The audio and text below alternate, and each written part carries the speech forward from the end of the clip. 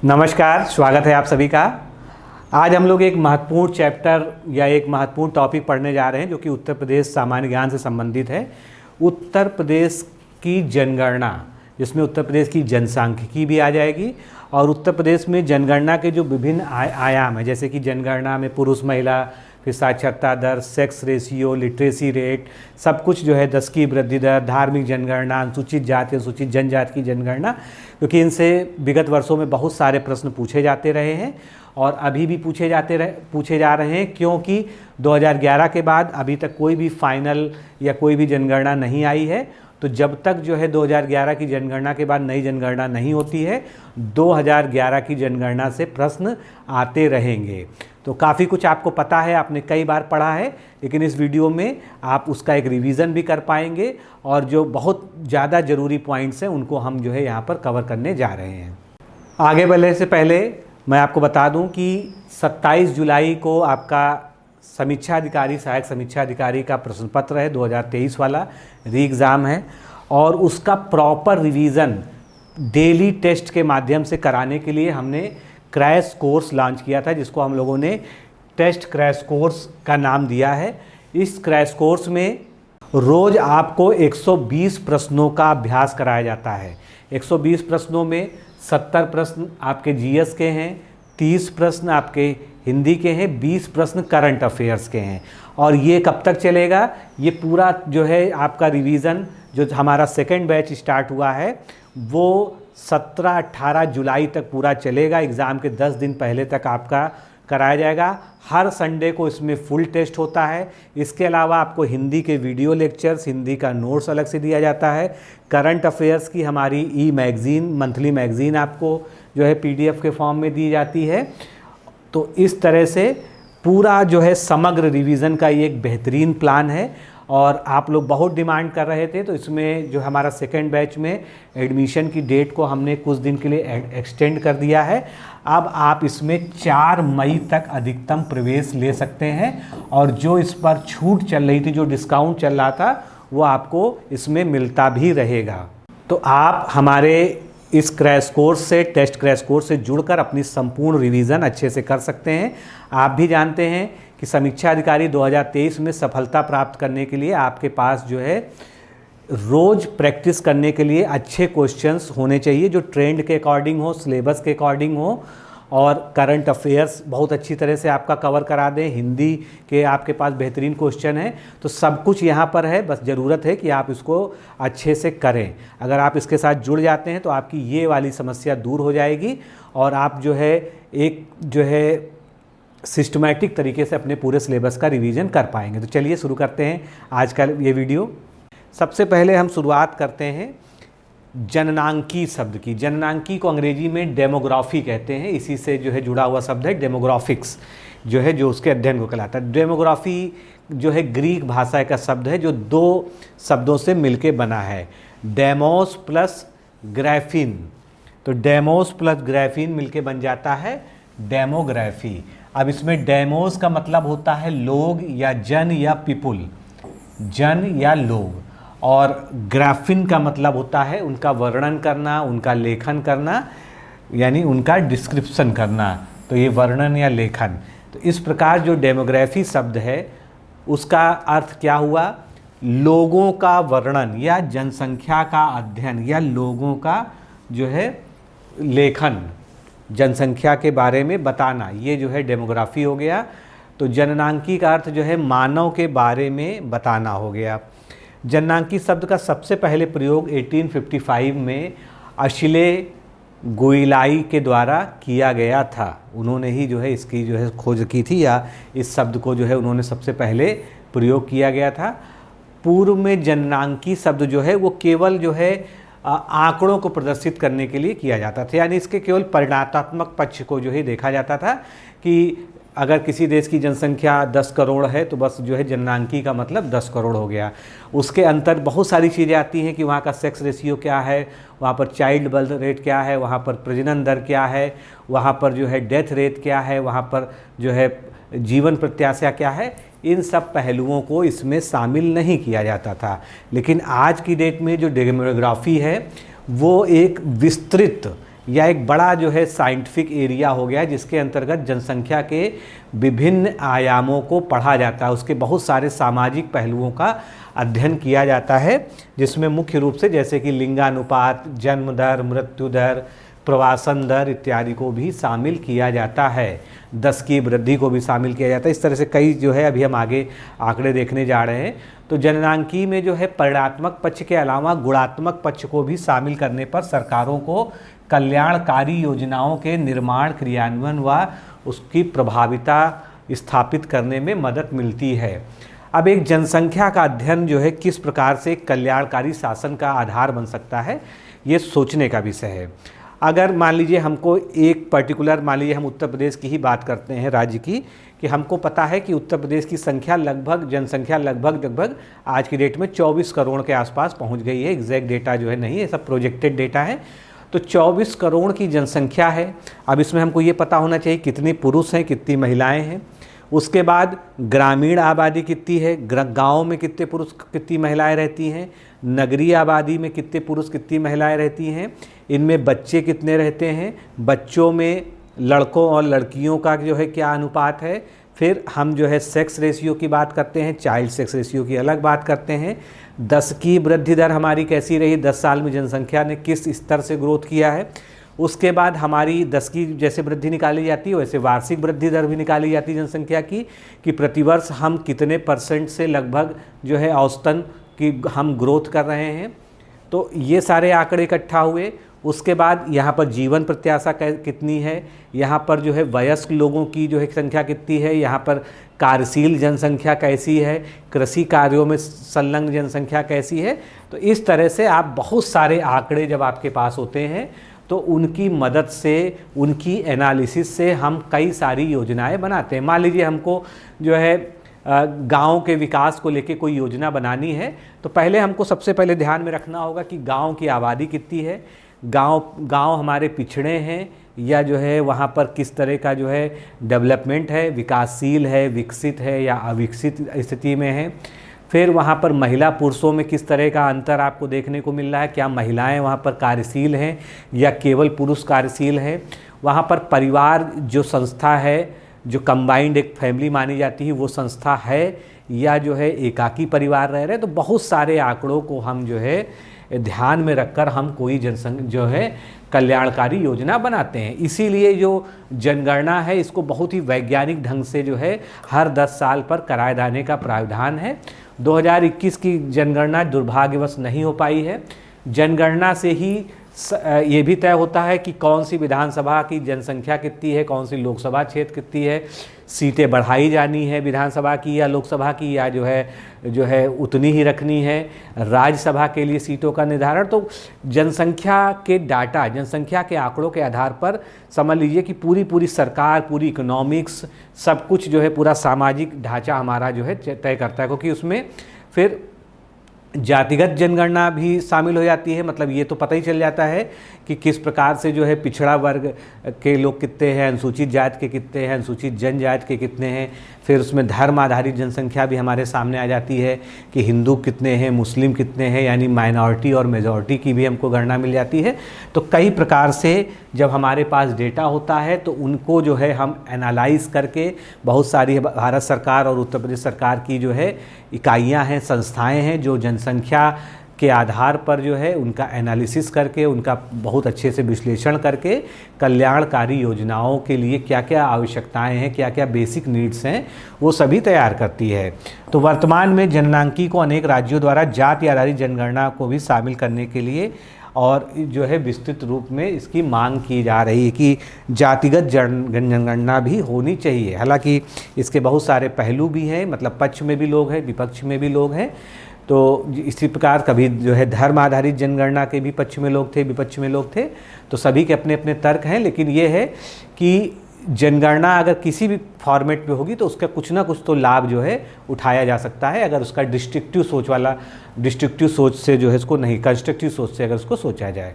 तो जननांकी या डेमोग्राफी के तत्व की अगर बात करें तो सबसे पहला जो विशाल होता है कि हम कहते हैं कि उत्तर प्रदेश की जनसंख्या आज की डेट में 24 करोड़ है या 25 करोड़ है।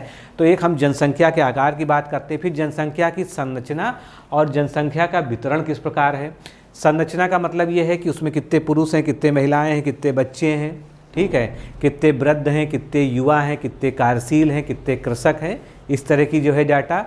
फिर जनसंख्या का वितरण किस प्रकार से है, पहाड़ी, मैदानी, तराई, पठारी भागों में जो है किस प्रकार से जो है वो बसे हुए हैं, नगरों में बसे हुए हैं कि गाँव में बसे हुए हैं, तो ये उसका जो है गुणात्मक पक्ष हो गया।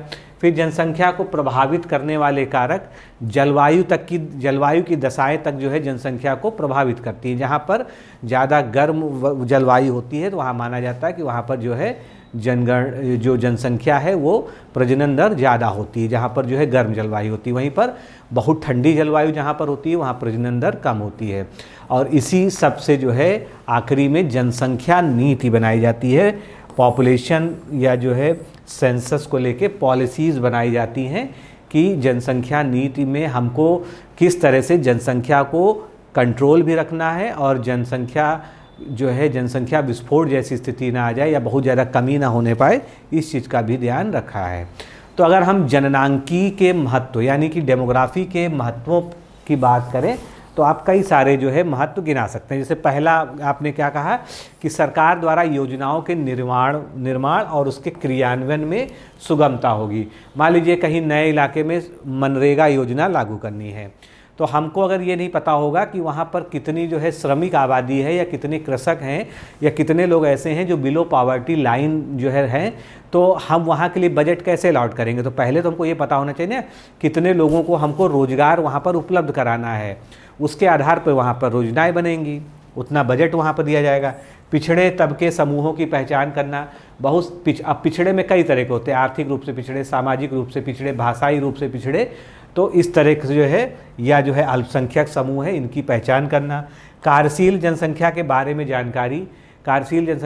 में जानकारी, जो है बहुत अहम होती है। उससे पता चलता है कि हमको रोजगार के साधन डेवलप करने के लिए, कोई अगर एक सरकार की तरह सोचें कि रोजगार के साधन डेवलप करने के लिए हमको किस तरह से जो है अपनी योजनाएं और नीतियां बनानी है। साक्षरता दर, लिंगानुपात, नगरीकरण की आदि का पर्याप्त आंकड़ा जो है इससे हमको प्राप्त हो जाता है, जिससे हमको अब साक्षरता दर आपको पता है। तो अगर आपको लगता है कि साक्षरता दर कम है, जितनी होनी चाहिए उतनी नहीं है, जैसे उत्तर प्रदेश में 67.7 थी जो है तब 2011 में, तो बिल्कुल कम है। साक्षरता दर कम से कम जो है 90 से ऊपर तो होना ही चाहिए। अगर एक अच्छा जो है आप साक्षर समाज चाहते हैं 90-95 तक होना चाहिए। वैसे तो होना 100% चाहिए, लेकिन इतना जो पॉसिबल नहीं होता है। तो किस तरह से स्कूलों की व्यवस्था करनी है, पढ़ाई लिखाई या जो है ये अध्ययन क्षेत्र पर, शिक्षा क्षेत्र पर किस तरह से बजट खर्च करना है, कैसे इसकी प्लानिंग करनी है, ये सब इस पर निर्भर करता है। लैंगिक असमानता व आर्थिक असमानता कम करने के लिए सरकार के पास पर्याप्त आंकड़े होते हैं। अब इससे ये भी पता चल जाता है कि महिलाएं कितनी हैं, पुरुष कितनी हैं, फिर उसमें कितने लोग क्रियाशील है, कार्यशील है, कितने लोग कार्यशील नहीं हैं। तो अगर हम जननांकी की विशेषताओं की बात करें उत्तर प्रदेश में, तो उत्तर प्रदेश की जनसंख्या बहुत ज़्यादा है। बहुत ज़्यादा का मतलब देश में तो पहले नंबर पे है ही जनसंख्या के मामले में। अगर उत्तर प्रदेश को दुनिया का एक जो है देश मान लिया जाए दुनिया के नक्शे पर, तो उत्तर प्रदेश 5वें स्थान पर है। विश्व में 5वीं सबसे बड़ी जनसंख्या उत्तर प्रदेश के पास होगी। आज की डेट में लगभग 24 करोड़ जनसंख्या उत्तर प्रदेश में है। उच्च जनसंख्या वृद्धि दर है उत्तर प्रदेश की। जब भी आपसे प्रश्न लिखने को आएगा तो ये सब आंकड़े आपके मदद करेंगे। उच्च जनसंख्या वृद्धि दर का मतलब 17.6% की जो है हमारी वृद्धि दर है, जो 10 की वृद्धि दर है।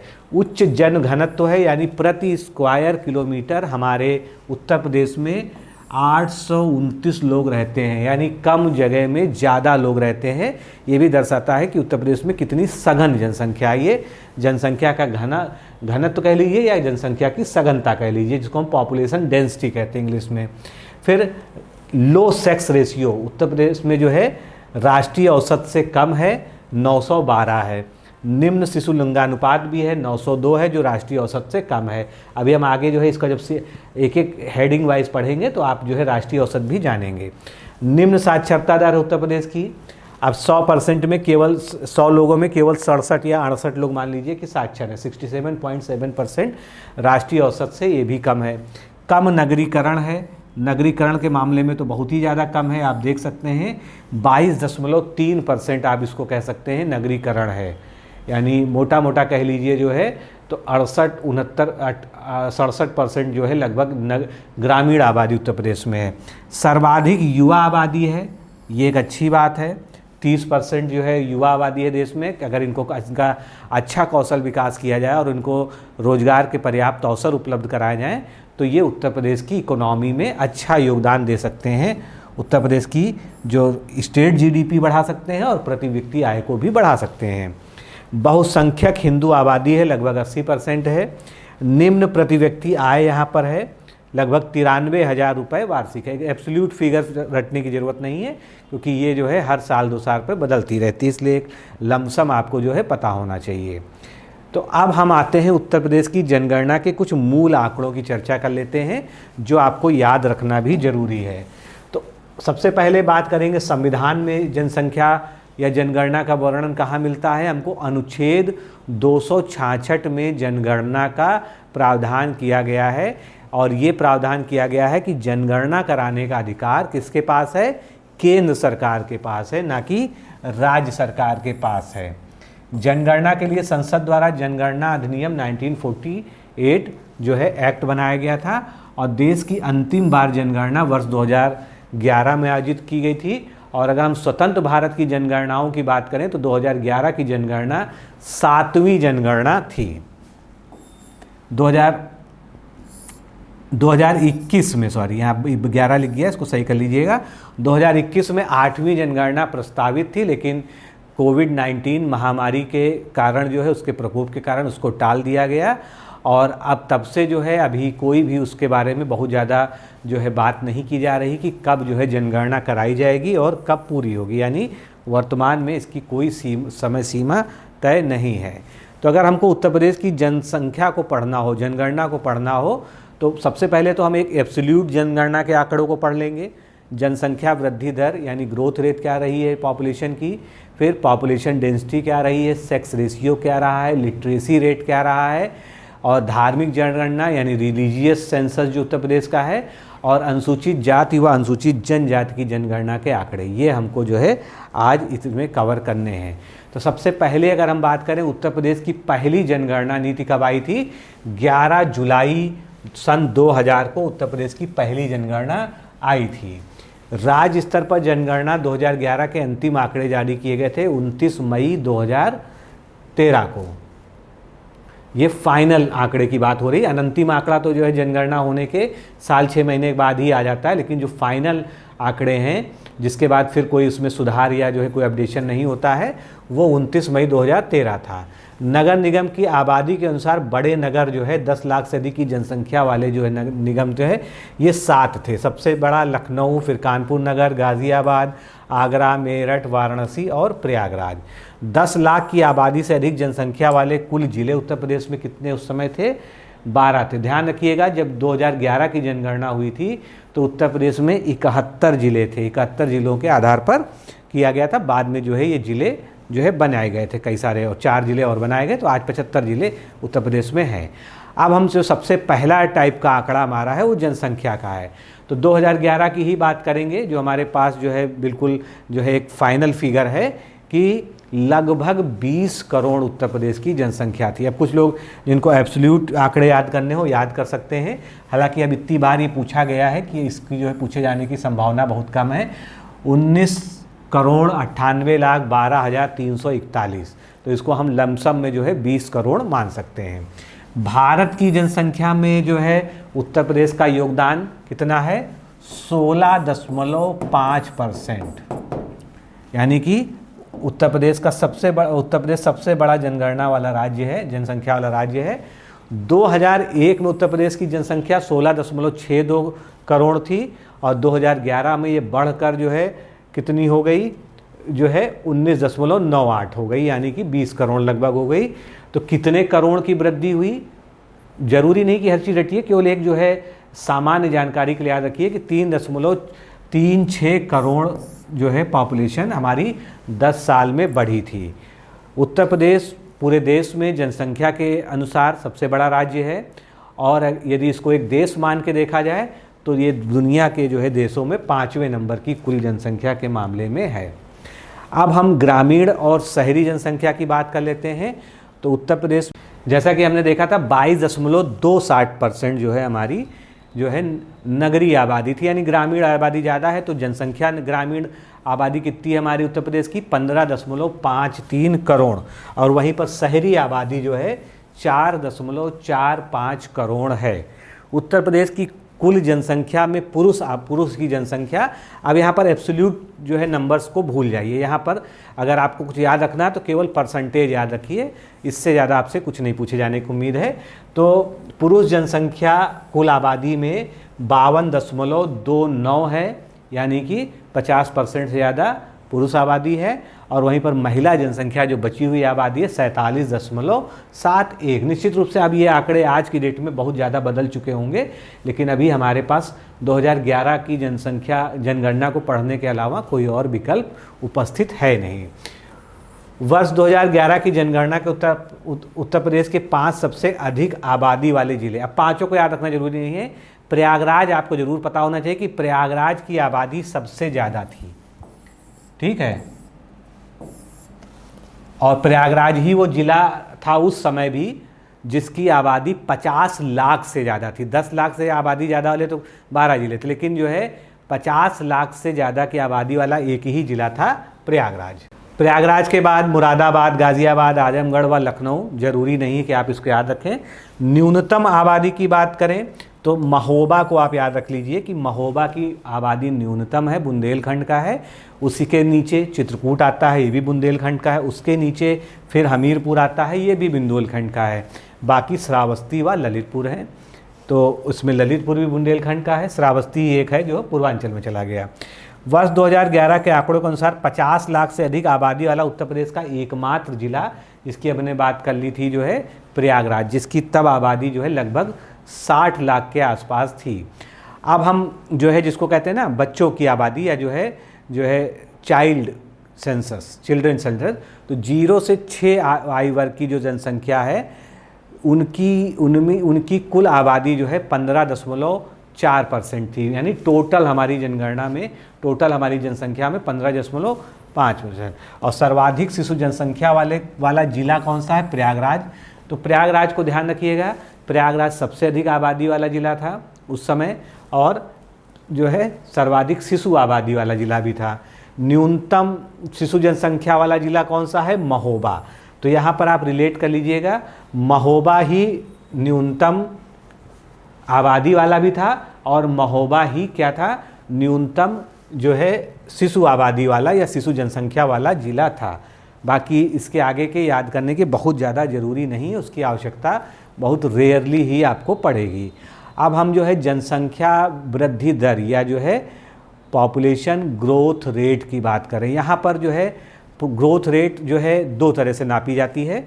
एक तो वार्षिक वृद्धि दर होती है कि हम एनुअल कितनी जनसंख्या बढ़ रही है कहीं पर, और दूसरी होती है दशकीय आबादी दर, क्योंकि जनगणना हमेशा 10 साल पे होती है, इसलिए दशकीय जनसंख्या वृद्धि को ज़्यादा महत्व दिया जाता है। तो 2011 की अगर दशकीय वृद्धि दर को कहें तो ये जो है 20.23% थी, यानी 10 साल में 20% से अधिक जनसंख्या बढ़ गई थी। यानी एक बड़ा उछाल हम कह सकते हैं कि देखा जा सकता है। 2001 में सोचिए कितनी थी? 25.85% थी, सीधे 25% की आबादी बढ़ गई थी। यानी उत्तर प्रदेश ने 2011 और 2001 यानी ये जो 2 दशक रहे हैं, इनमें बहुत तेज ग्रोथ की है जनसंख्या के मामले में। उत्तर प्रदेश में सर्वाधिक दशकीय वृद्धि कब रही है? 1991 से 2001, जो कि यहाँ पर लिखा हुआ है कितना? 25.85%। तो अगर आपको उत्तर प्रदेश के जनसंख्या के ग्रोथ के पैटर्न के बारे में कोई क्वेश्चन लिखने को आ जाए तो ये आंकड़ा आपके लिए बहुत महत्वपूर्ण है कि 1991 से 2001 के बीच आबादी एकदम से 25-26% बढ़ गई, और उसके बाद फिर अगले दशक में जो है 20% से ज़्यादा बढ़ गई। यानी ये 2 दशक जो है ठीक ठाक जो है आबादी बढ़ाने के लिए जिम्मेदार रहे हैं। अब हम एनुअल ग्रोथ रेट की बात कर लेते हैं पॉपुलेशन की उत्तर प्रदेश में। तो वार्षिक जनसंख्या वृद्धि दर 1.85 थी, और ये जो है 2001 में इसकी दुगनी तो नहीं कहेंगे, लेकिन जो है 1.5 गुनी से अधिक थी, 2.33% थी। दशकीय वृद्धि दर के संदर्भ में उत्तर प्रदेश राज्यों की दृष्टि से पूरे भारत में 14वें स्थान पर है। इसके बाद हम बात करेंगे 10 की वृद्धि दर वाले शीर्ष 5 जिले, यानी वो 5 जिले कौन से हैं जिनमें सबसे ज़्यादा 10 सालों में आबादी बढ़ी। तो गौतम बुद्ध नगर, जिसका हेडक्वार्टर नोएडा माना जाता है, चूँकि ये बहुत प्रसिद्ध जो है औद्योगिक नगर है, और आप ये भी जानते हैं जहाँ पर उद्योगों का बहुत ज़बरदस्त विकास होता है, आबादी उधर की तरफ ज़्यादा मूव करती है। देखिए आप, गौतम बुद्ध नगर, गाज़ियाबाद, ये 2 जो है उत्तर प्रदेश के प्रमुख औद्योगिक नगरों में गिने जाते हैं, जो दिल्ली के पास होने के कारण यहाँ पर आबादी में बहुत तेज़ ग्रोथ हुई। वहीं पर उत्तर प्रदेश में न्यूनतम 10 की वृद्धि की बात करें तो कानपुर नगर में सबसे कम जो है ग्रोथ रेट रही, 10 की वृद्धि रही। अब इसमें जो है आपको ये भी बताया जा सकता है कि वृद्धि दर इस जिले की कितनी थी, लेकिन उसकी कोई आवश्यकता अब नहीं है। शुरुआत में जो है आज से 4 साल 5 साल पहले जो पेपर में प्रश्न आते थे उनमें इस तरह के प्रश्न भी पूछ लिए जाते थे, लेकिन अब जो है इसका कोई रिलीवेंस नहीं रह गया है, इसलिए हम अनावश्यक आंकड़ों से बचते हुए हम पढ़ेंगे। अब हम पॉपुलेशन डेंसिटी या जनसंख्या घनत्व की बात करेंगे। इसको हम जनसंख्या की सघनता भी कहते हैं। तो ये कैसे निकाला जाता है? 1 स्क्वायर किलोमीटर में, यानी अगर हम ये मान लें कि ये 1 किलोमीटर इधर से है, 1 किलोमीटर इधर से है, 1 किलोमीटर इधर से है और 1 किलोमीटर इधर से है, तो इसमें जितनी पॉपुलेशन निवास करती है उसको हम जो है जनसंख्या घनत्व के रूप में देखते हैं। तो उत्तर प्रदेश में ये कितनी है? 829। ये फिगर याद रखिएगा, कितनी? 829। और 2001 में कितनी थी? 690। कितना जो है बहुत ज़्यादा जो है अंतर आप देखेंगे, 690 से 10 सालों में 829 हुआ था। 2011 और 2001 की जनगणना की तुलना में कितने व्यक्ति बढ़ गए? तो ये यहीं से स्पष्ट है, 139 व्यक्ति जो है यहाँ पर बढ़ गए पर स्क्वायर किलोमीटर, यानी जनसंख्या में बहुत तेज ग्रोथ का जो है एक ट्रेंड हमने देखा था। और वहीं पर भारत की बात कर लें, क्योंकि भारत में तो कई तरह के इलाके हैं ना, कुछ ऐसे इलाके हैं जैसे नॉर्थ ईस्ट जैसे, जहाँ पर बहुत कम आबादी है, जहाँ पर बहुत कम सघनता देखने को मिलती है। वहीं पर राजस्थान और जो है पठार जैसे इलाकों में भी कम देखने को मिलती है, जहाँ जहाँ पर जो है मरुस्थल का विस्तार है। तो इस वजह से ग्रॉसली अगर इंडिया की देखें तो 382 है। कितनी है? 382। तो 382 के मुकाबले आप देखेंगे तो दोगुने से अधिक जो है आप देखेंगे उत्तर प्रदेश की जनसंख्या सघनता है, यानी कितना? 447 अंक का अंतर है भारत की औसत जनघनत्व में और उत्तर प्रदेश के जनघनत्व में। अब फिर जो है जिलों की बात कर लें। उत्तर में जनघनत्व के मामले में 5 जो है सबसे बड़े ज़िले कौन से हैं? 5 सबसे बड़े ज़िले कौन से हो गए? एक तो गाज़ियाबाद आपका हो गया, उसके बाद वाराणसी आ गया, मतलब यहाँ पर सघनता ज़्यादा है, फिर लखनऊ है, उसके बाद भदोही और कानपुर नगर। इतना लंबा डेटा याद रखने की ज़रूरत नहीं, गाज़ियाबाद पर्याप्त है। उत्तर प्रदेश में न्यूनतम जनघनत्व वाला ज़िला सबसे कौन सा? ललितपुर। ललितपुर आपने देखा है उत्तर प्रदेश के नक्शे में, सबसे यहाँ दक्षिणी जो है पठारी एरिया है बुंदेलखंड का, इस तरह से 3 तरफ जो है एमपी से घिरा हुआ ये है। तो उसके बाद जो है सोनभद्र, हमीरपुर, महोबा और चित्रकूट है। जनघनत्व की दृष्टि से अगर उत्तर प्रदेश को देखा जाए, सारे राज्यों में कंपैरिजन किया जाए, तो देश में ये 4थे स्थान पर है। अगला जो है हम पैरामीटर लेते हैं लिंगानुपात का। लिंगानुपात को भी हम सेक्स रेशियो भी कहते हैं। तो अगर इसको आपको डिफ़ाइन करना हो तो कैसे डिफ़ाइन करेंगे? प्रति 1000 पुरुषों पे महिलाओं की संख्या को हम लिंगानुपात या सेक्स रेशियो कहते हैं। ये जितना ज़्यादा होगा उतना हम जो है मानेंगे कि हमारी जो है आबादी का जो बैलेंस है महिला पुरुष का वो उतना अच्छा है। उत्तर प्रदेश में 2011 में ये 912 था। कितना था? 912 था। और 2001 में यही देखेंगे तो 898 था। यानी लिंगानुपात बढ़ा है, लेकिन अभी भी जो है राष्ट्रीय औसत से कम है। 14 अंक की वृद्धि हुई है। राष्ट्रीय औसत क्या है हमारा लिंगानुपात का? 943। कितना है? 943। ये सब आंकड़े आपने बहुत बार पढ़े हैं, इसलिए आपको याद भी होंगे, इससे आपका रिवीजन भी हो जाएगा। और अब हम शीर्ष लिंगानुपात वाले ज़िलों की बात करेंगे उत्तर प्रदेश की। 2011 में जो है फाइनल जनगणना के अनुसार, तो सर्वाधिक लिंगानुपात था जौनपुर, आजमगढ़ और देवरिया का, जो कि पूर्वांचल के ज़िले हैं और सभी पूर्वांचल के हैं जितने पाँचों हैं, प्रतापगढ़ और सुल्तानपुर। ठीक है। उसके बाद जो है न्यूनतम लिंगानुपात की बात करेंगे तो आप देखिए उत्तर प्रदेश का जो है बहुत बड़ा औद्योगिक नगर गौतम बुद्ध, जहाँ पर बहुत ज़्यादा सभ्य जनसंख्या निवास करती, बहुत नगरीकृत जनसंख्या रहती है, उसके बावजूद जो है लिंगानुपात यहाँ का सबसे गड़बड़ है। गौतम बुद्ध नगर का जो है न्यूनतम है। उसके बाद हमीरपुर, बागपत जो है बराबर हैं, कानपुर नगर, उसके बाद बांदा, मथुरा बराबर है। मतलब पूरा रटने की ज़रूरत नहीं है। इसका असर ये भी हो सकता है क्योंकि हरियाणा का जो है औसत देश में जो है सर्वाधिक कम रहा है। अब भले ही बहुत अच्छी वृद्धि हो गई है, लेकिन जो है दिल्ली, हरियाणा और उस तरह के कल्चर की छाप होने के कारण भी जो है, और बहुत ज़्यादा जो है नगरीकरण के कारण जो है यहाँ पर लिंगानुपात डिसबैलेंस था। उत्तर प्रदेश के 3 ऐसे ज़िले हैं जहाँ पर लिंगानुपात 1000 के ऊपर है। ये वही 3 ज़िले हैं जिनको अभी हमने पढ़ा है, जौनपुर, आजमगढ़ और देवरिया। इनका लिंगानुपात 1000 से ऊपर है, यानी राष्ट्रीय औसत से भी ये सभी ऊपर हैं। ये बहुत ही अच्छा बात है। और 2 ज़िले उत्तर प्रदेश के ऐसे हैं जिनका राष्ट्रीय औसत के बराबर है, जिसमें से महाराजगंज और रायबरेली आता है। राष्ट्रीय औसत कितना हमारा है, फिर से याद करिए, 943। कितना है, 943, इसको याद रखिएगा। और जैसे ये वयस्कों में लिंगानुपात नापा जाता है, उसी तरह से शिशु लिंगानुपात अलग से नापा जाता है। शिशु मतलब 0 से 6 वर्ष।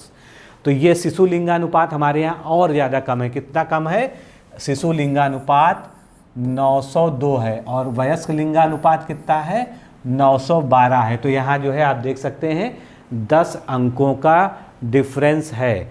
शिशु लिंगानुपात के मामले में 3 शीर्ष जिले, तो सबसे पहला है बलरामपुर। 3 ना भी याद रखें तो आप बलरामपुर के याद रखें। उसके बाद संत कबीर नगर और बहराइच पड़ता है। न्यूनतम शिशु लिंगानुपात वाला जिला हमारा कौन सा है, बागपत।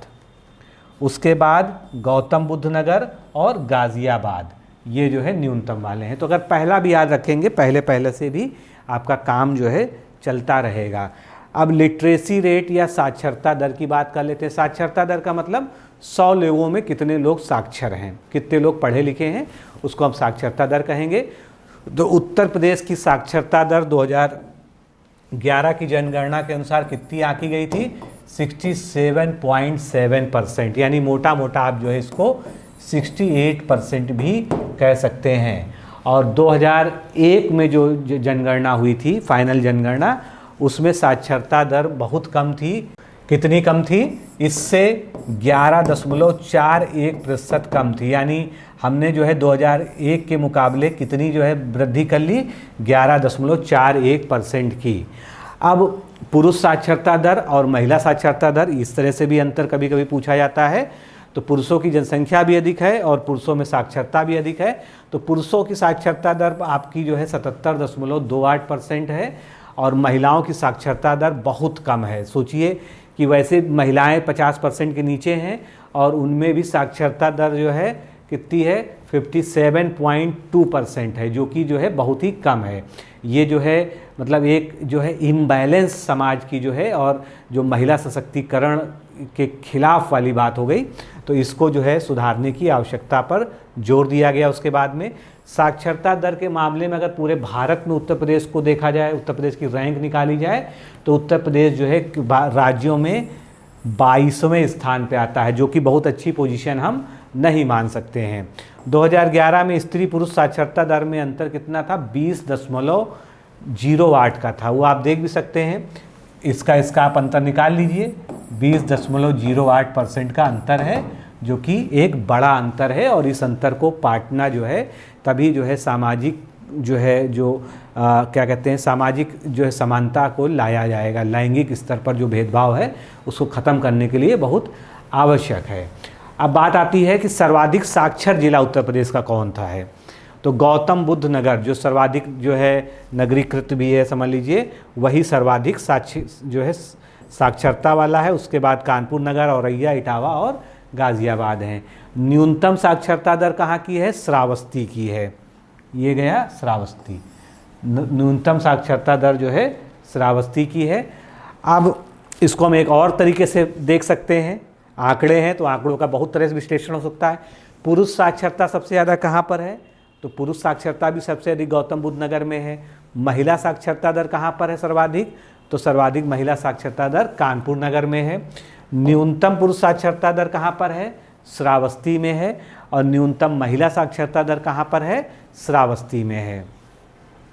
तो इस तरह से न्यूनतम में तो आपको श्रावस्ती मिल गया, एक टारगेट जो है हर जगह आपको श्रावस्ती का ही नाम मिल रहा है। तो इसको जो है इस तरह से भी हम याद रख सकते हैं। अब आते हैं धार्मिक जनगणना पे। तो धार्मिक जनगणना में यानी कि उत्तर प्रदेश में जितने भी धर्म को, पंथ को मानने वाले लोग निवास करते हैं उनकी क्या जो है रिपोर्ट रही है। तो हिंदू आबादी जो है या हिंदू धर्म को मानने वाले लोगों की संख्या जो है लगभग 80% आप कह सकते हैं। एब्सोल्यूट आंकड़ा ये है 79.73। मुस्लिम धर्म को मानने वाले अनुयायी 19.26 हैं। उसके बाद सभी जो है 1% से नीचे वाले हैं, जैसे सिख, ईसाई, जैन और बौद्ध। तो क्वेश्चन कई तरह से आज तक पूछे भी गए हैं। तो सर्वाधिक जो है आबादी किसकी है धार्मिक मान्यता के अनुसार, हिंदू धर्म की है। न्यूनतम आबादी उत्तर प्रदेश में कौन सी है, बौद्ध धर्म की है, जो 0.10% है। इसके बाद अनुसूचित जाति और अनुसूचित जनजाति की जनगणना भी आवश्यक है, क्योंकि उनके कल्याण के लिए कई सारी योजनाएं जो है सरकार के द्वारा बनानी होती हैं, तो इनकी जो है बहुत ही आवश्यकता पड़ती है। तो वर्ष 2011 की जनगणना के अनुसार उत्तर प्रदेश में अनुसूचित जाति की पहले हम बात कर लें तो ये एब्सोल्यूट नंबर्स है, चाहे याद रखें चाहे ना याद रखें, आपको ये जरूर याद होना चाहिए कि 20.07 है, जो कि जो है एक बड़ा नंबर है उत्तर प्रदेश में। और अगर देश में हम देखें उत्तर प्रदेश में कितनी अनुसूचित जाति की जनसंख्या निवास करती है, तो देश में जो है उत्तर प्रदेश की जो जनसंख्या अनुसूचित जाति की है उसका परसेंटेज आएगा 16.6%। और केवल उत्तर प्रदेश की जनसंख्या में अनुसूचित जाति कितनी है, अनुसूचित जाति की जनसंख्या 20.7%, यानी मोटा मोटा हम 21% भी बोल सकते हैं। अनुसूचित जाति की जो है उत्तर प्रदेश में देश की अनुसूचित जाति की सर्वाधिक जनसंख्या, यानी पूरे देश में सभी राज्यों में सबसे ज़्यादा अनुसूचित जाति की जनसंख्या कहाँ पर निवास करती है, उत्तर प्रदेश में। लेकिन प्रतिशतता के मामले में ऐसा नहीं है। प्रतिशतता के मामले में कौन जो है अनुसूचित जाति की जनसंख्या सबसे ज़्यादा कहाँ पर है, वो जो है पहले नंबर पर पंजाब है। और उत्तर प्रदेश उस दृष्टि से परसेंटेज के मामले में चौथे स्थान पर है, पहले नंबर पे पंजाब है, जब हम परसेंटेज की बात करते हैं, प्रतिशतता की बात करते हैं। इसके बाद फिर जिलों वाली रिपोर्ट पे आ जाते हैं। उत्तर प्रदेश में सर्वाधिक अनुसूचित जनजाति वाली जनसंख्या वाले ज़िले सबसे ज़्यादा सीतापुर है। पहला याद रख लें, पर्याप्त है, क्योंकि बहुत ज़्यादा डीप क्वेश्चन अब इस जनगणना से पूछे जाने की उम्मीद नहीं रह गई है। सर्वाधिक अनुसूचित जाति की प्रतिशतता कहाँ पर है, प्रतिशतता कौशाम्बी में सर्वाधिक है, जनसंख्या सीतापुर में सर्वाधिक है। उसके बाद न्यूनतम अनुसूचित जाति की जनसंख्या कहाँ पर है, जिलों के मामले में बागपत में है। और न्यूनतम अनुसूचित जाति की प्रतिशतता कहाँ पर है उत्तर प्रदेश में, वो भी बागपत में है। तो ये दोनों तो कॉमन हो गया, इसलिए आराम से याद आपको रहेगा कि प्रतिशतता और जनसंख्या अनुसूचित जाति की दोनों ही सबसे कम कहाँ पर है, बागपत में है। आगे बढ़ते हैं। 2011 में अनुसूचित जाति का लिंगानुपात क्या था, ये भी क्वेश्चन पूछा जा सकता है, क्योंकि अनुसूचित जाति में भी जो है महिला पुरुष का जो है जो सेक्स रेशियो जो निकाला गया है वो 907 था। कितना था, 907। और सर्वाधिक अनुसूचित जाति का लिंगानुपात वाला जिला कौन सा था, आजमगढ़, जहाँ पर ये जो है 1021 आता है। आंकड़े भले याद ना रहें, जिला याद रख लीजिए, इतना पर्याप्त है। अब आगे आते हैं शेड्यूल्ड ट्राइब कास्ट पर, अनुसूचित जनजाति पर। तो उत्तर प्रदेश में अनुसूचित जनजाति कुल जनगणना की तुलना में नगण्य है, 0.6% है, मात्र 0.6%। एब्सोल्यूट नंबर्स में भी देखेंगे तो 11,34,273 हैं, तो बहुत ही कम है। उनमें सबसे कम आबादी वाला राज्य उत्तर प्रदेश ही है, जहाँ पर जो है अनुसूचित जनजाति पाई जाती है, इसके मामले में सबसे कम है। और वहीं पर अनुसूचित जाति के मामले में सबसे ज़्यादा जनसंख्या अनुसूचित जाति की उत्तर प्रदेश में पाई जाती है। तो दोनों में देख लीजिएगा बहुत ज़्यादा कंट्राडिक्शन है, ये याद रखना चाहिए। अनुसूचित जाति में लिंगानुपात कितना है, वहाँ 907 था, यहाँ पर 951 है, यानी लिंगानुपात तो अच्छा है। सर्वाधिक अनुसूचित जनजाति जनसंख्या वाले 4 जिले, तो वैसे भी सोनभद्र का नाम जो है अनुसूचित जनजाति के मामले में आपने बहुत, क्योंकि अनुसूचित जनजातियाँ वहाँ पर भारी मात्रा में, भारी वैरायटी के साथ, मतलब बहुत तरह की जो है जनजातियाँ निवास करती हैं, तो सोनभद्र हो गया। उसके बाद सर्वाधिक अनुसूचित जनजाति की प्रसन्नता वाला जिला, ये भी सोनभद्र है। तो इस तरह से याद रखिएगा, सोनभद्र में ही प्रसन्नता भी एसटी की सबसे अधिक है और आबादी भी सबसे अधिक है। न्यूनतम की हम बात कर लें तो न्यूनतम अनुसूचित जनजाति वाला जिला कौन सा है? बागपत है। ये जनसंख्या की बात हो रही है, अभी प्रसन्नता की बात नहीं हो रही है।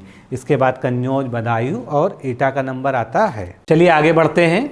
उत्तर प्रदेश में नगरीकरण या दूसरा शब्द शहरीकरण, इंग्लिश में इसको हम क्या कहते हैं? अर्बनाइजेशन, कि कितनी जो है नगरीय आबादी रहती है, किस प्रकार से उसका जो है विवरण है, इसको हम यहाँ पर पढ़ेंगे।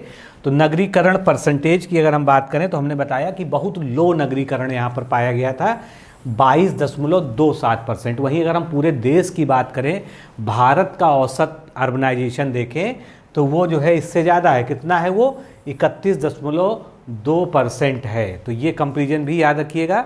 नगरीय जनसंख्या की दृष्टि से उत्तर प्रदेश महाराष्ट्र के बाद दूसरे स्थान पर है, लेकिन ये नगरीय जनसंख्या के आधार पर है, ना कि प्रतिशतता के आधार पर। और नगरीय जनसंख्या प्रतिशत की दृष्टि से उत्तर प्रदेश के सभी राज्यों के शासित प्रदेशों में 30वें स्थान पर है, यानी प्रतिशतता के मामले में बहुत नीचे पहुंच गया। सारे केंद्र शासित प्रदेश, सारे राज्य को एक साथ रख ले तब जाके उत्तर प्रदेश 38 प्लेस पे है, जो कि बहुत कम है। तो उत्तर प्रदेश में नगरीकरण काफ़ी लो है, यानी यहाँ पर ग्रामीण आबादी का बोलबाला है। अब उत्तर प्रदेश में 10 लाख से अधिक जनसंख्या वाले नगरों की संख्या क्या है? यहाँ पर ध्यान दीजिएगा, नगर की बात हो रही है। तो 10 लाख से अधिक जनसंख्या वाले 7 नगर हैं, जिसमें कानपुर, लखनऊ, आगरा, गाज़ियाबाद, वाराणसी, मेरठ व प्रयागराज हैं। क्लास 1 या वर्ग 1 के नगरों की आबादी जो 1 लाख या उससे अधिक होती है, तो उत्तर प्रदेश में क्लास 1 के नगरों की सर्वाधिक आबादी जो है सर्वाधिक 64 हैं। उत्तर प्रदेश में शीर्ष नगरीय जनसंख्या वाले 5 जिले आते हैं जहाँ पर अर्बनाइजेशन सर्वाधिक है। वो कौन सी है? गाज़ियाबाद, लखनऊ, कानपुर नगर, आगरा और मेरठ में। और न्यूनतम नगरीय जनसंख्या वाले 5 जिले हैं श्रावस्ती, चित्रकूट, कौशाम्बी, संत कबीर नगर व महाराजगंज। तो पहला ही याद रख लें, उतना जो है पर्याप्त है। अब नगरीय जनसंख्या की प्रतिशतता की बात कर लें तो नगरीय जनसंख्या की प्रतिशतता के मामले में 5 शीर्ष जिलों में सबसे शीर्ष जिला गाज़ियाबाद है। उसके बाद लखनऊ, कानपुर नगर, गौतम बुद्ध नगर व मेरठ का नंबर आता है। उत्तर प्रदेश में न्यूनतम नगरीय जनसंख्या प्रतिशतता वाला जिला श्रावस्ती है, फिर कुशीनगर, महराजगंज, सुल्तानपुर और प्रतापगढ़। तो आपको पूरा याद रखने की आवश्यकता नहीं है, श्रावस्ती से ही जो है आप जो है याद रखिए, तब पर्याप्त है। देश की कुल नगरीय जनसंख्या का उत्तर प्रदेश में जो है निवास करने वाला नगरीय जनसंख्या कितनी है, यानी उत्तर प्रदेश का देश की नगरीय जनसंख्या में क्या योगदान है, तो ये याद रखिएगा 11.8%। मोटे तौर पे आप इसको 12% भी बोल सकते हैं। अब आगे बढ़ेंगे, हम उत्तर प्रदेश में जनसंख्या संबंधी मुद्दों की चर्चा करेंगे। तो जनसंख्या संबंधी मुद्दे यानी इशूज़ क्या है? देखिए, इतनी बड़ी जनसंख्या है, उस समय 20 करोड़ थी, आज 24 से 25 करोड़ के बीच में इसका आकलन किया जा रहा है। तो जब बड़ी जनसंख्या होगी, जनसंख्या घनत्व तो बहुत ज़्यादा होगा, ऐसी स्थिति में बहुत सारी समस्याएं होंगी जो है। तो बहुत सारी समस्याओं में से कुछ समस्याएं जो प्रमुख हैं उनकी हम बात कर लेते हैं।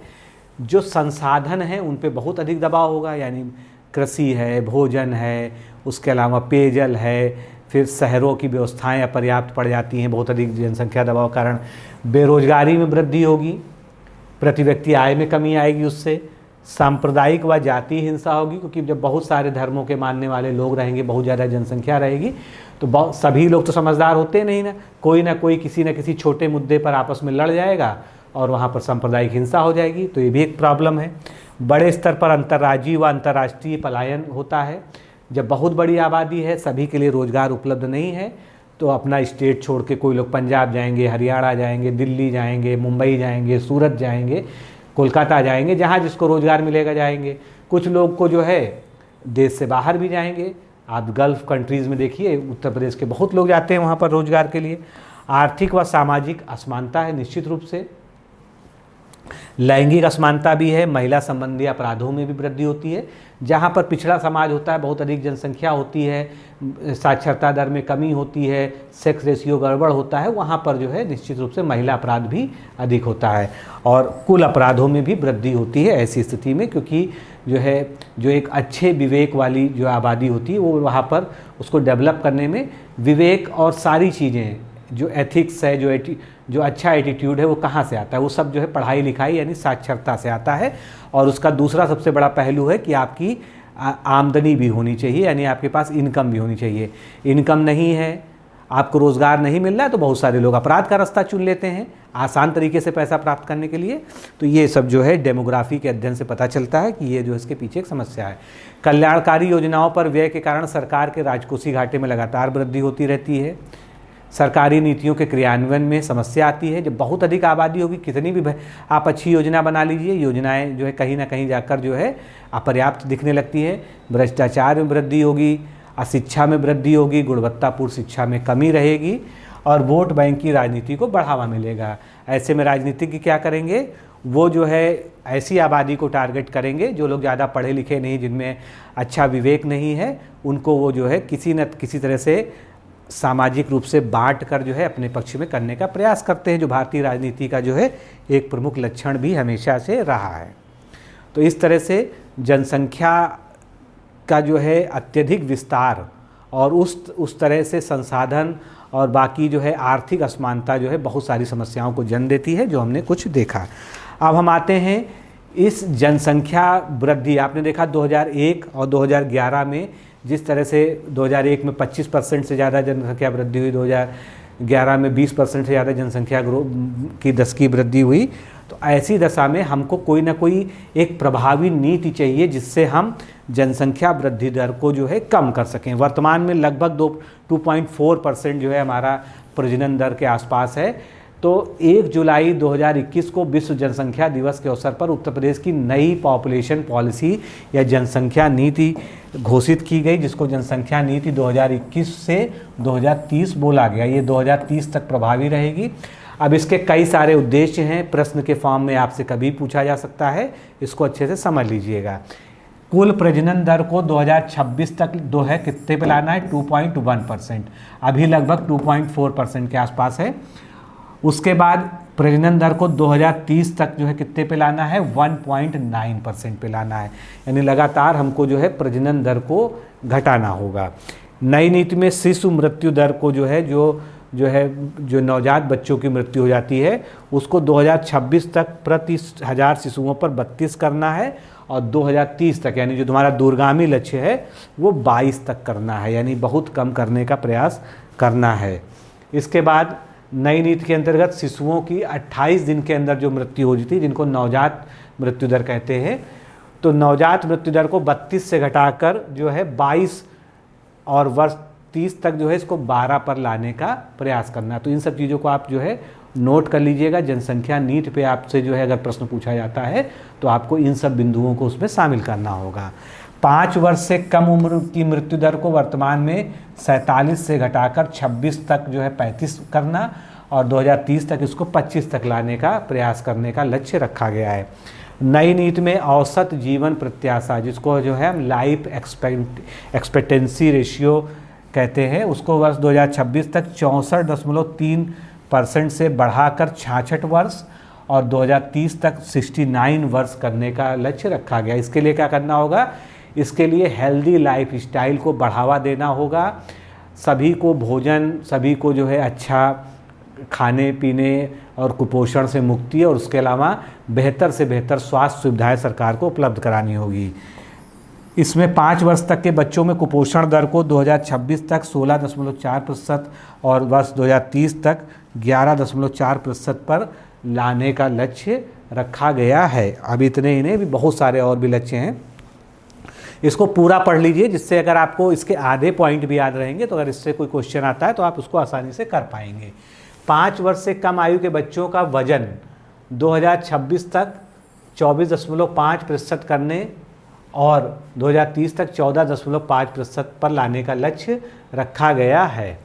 मातृ मृत्यु दर, जो प्रसूताओं की मृत्यु हो जाती है, माताओं की मृत्यु हो जाती है, 2026 में 150 और वर्ष 2030 में 98 तक लाने का लक्ष्य रखा गया है।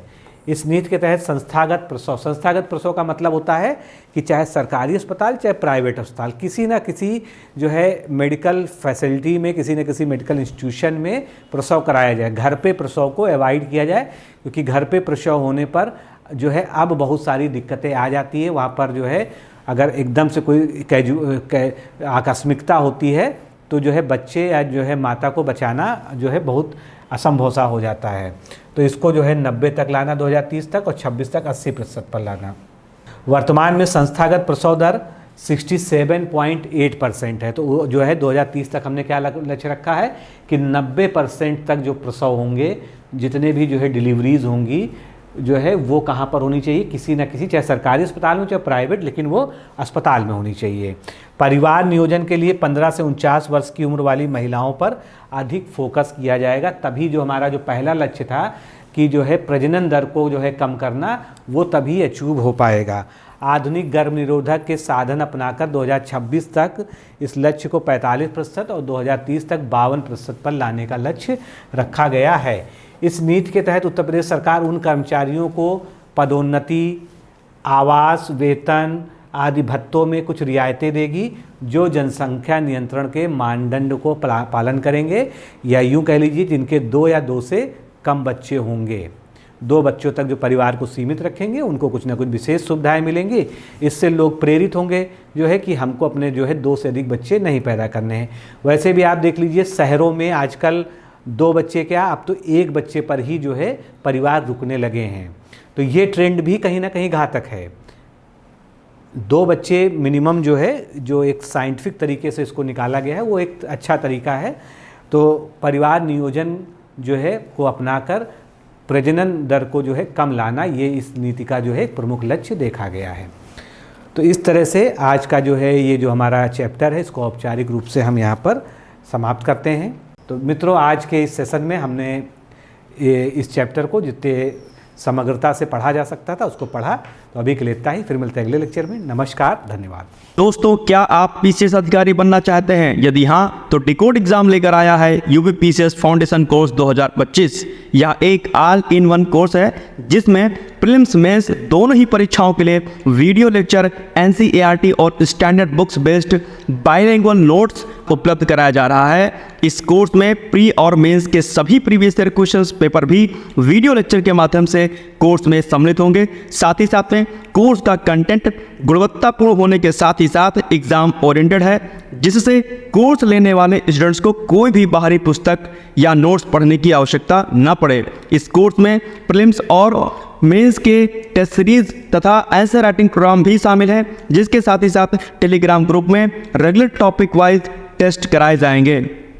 इसके साथ ही सीसेट, निबंध तथा सामान्य हिंदी की अतिरिक्त कक्षाएं भी चलाई जाएंगी तथा हमारे कोर्स से परीक्षा में सफल होकर इंटरव्यू देने वाले विद्यार्थियों को इंटरव्यू की भी तैयारी कराई जाएगी और अंतिम परिणाम कुछ भी हो, पूरी फीस उन्हें रिवार्ड के स्वरूप जो है वापस कर दी जाएगी तथा अगले बैच में उन्हें निःशुल्क प्रवेश प्रदान किया जाएगा। उल्लेखनीय है कि डिकोड एग्जाम एक संस्थान के रूप में 5 वर्ष के अपने सफल कार्यकाल में अब तक 55 से अधिक विद्यार्थियों को विभिन्न परीक्षाओं में अंतिम सफलता दिलाने में अपना सफल योगदान दे चुका है। इस कोर्स की फीस 15,000 रुपये निर्धारित की गई है, लेकिन पहले प्रवेश देने वाले 100 विद्यार्थियों को 3,000 रुपये की विशेष छूट दी जा रही है। और अधिक जानकारी के लिए हमारे संस्थान के नंबर 6307495944 पर संपर्क करें।